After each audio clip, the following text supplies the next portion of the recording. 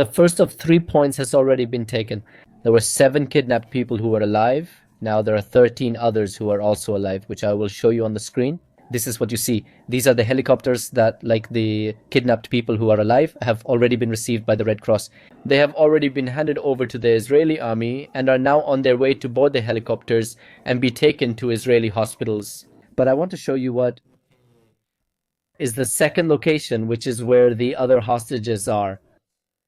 This is the location of the 13 hostages, and they're already starting to take them out. Here you can see the photos, that is, they're already coming out. Look at these images, the poor Gazans, the innocent civilians with the children and all that next to the terrorists, as if nothing was happening. This is actually an Israeli Taver weapon, likely stolen from the Israeli army. It's no accident they're posing with these guns. Did you know that? They're posing with these weapons on purpose. They do it because these are weapons that were stolen from Israel, and because they're made in Israel, so they pose with them to try to rub salt in Israel's wound. You can see how they pose even with women and children present.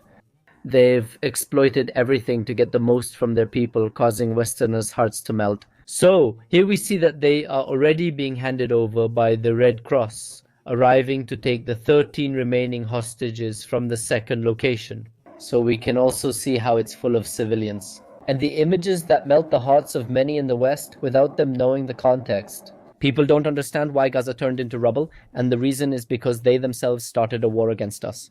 They celebrated October 7th. They themselves brought this war upon themselves the moment they dared to kidnap our Israeli brothers. And what we're seeing are the helicopters to receive them, but I would also like to see how the situation is over there in Tel Aviv. We see people anxiously watching the videos of those who are already being released from captivity. They are talking on a video call with Kanabajut. This is the phone on a video call. Kanabajut has Colombian citizenship, just so you know, and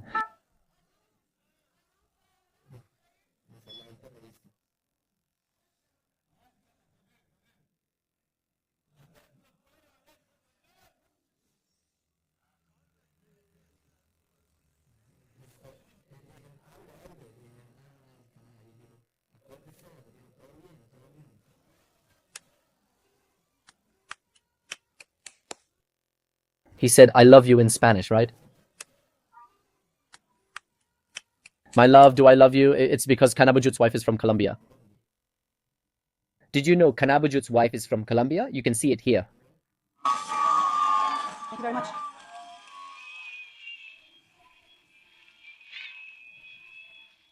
All set. The other hostages have been received and are heading to the hospital.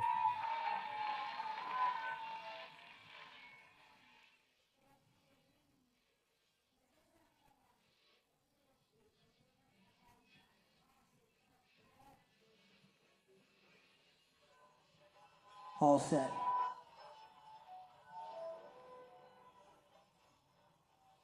It makes me happy and at the same time angry that they put us in this situation. Our young people have to celebrate just to see their kidnapped relatives. It makes me happy, that's it.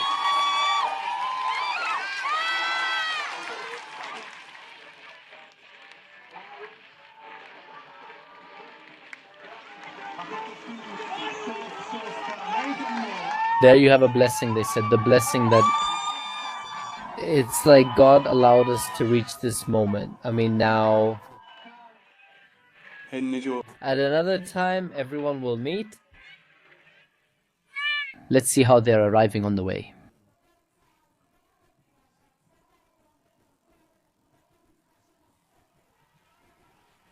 He says that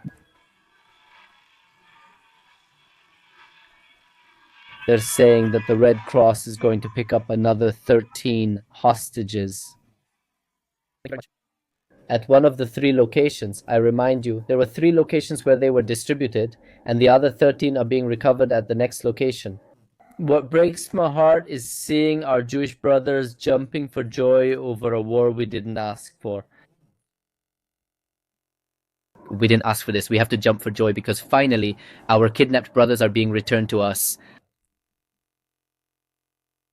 I mean, when there are young people in other parts of the world jumping for joy because they won a soccer match. Oh, I don't know. Why do we have to gather in Israel and jump for joy? having a hard time for 2 years. All these gatherings to celebrate that the kidnapped people are being released, that there's a ceasefire, all of this. But that's not the scenario you see in the West. The people who have been proclaiming that Israel needs to have a ceasefire, think about those people in the West, all the progressives, all those groups that have asked Israel to have a ceasefire. None of them have asked that Hamas should release the hostages. Look at those Hollywood actors and all that. Who has said that Hamas should release the hostages? None of them. The one who took charge of this issue was Trump. That's how we ended up here. But what I want to tell you, the detail that some people miss is, where are the protests or the celebrations from those among the progressives? On the left, among the progressives, they pushed hard for a ceasefire, so why aren't they celebrating now that it's here?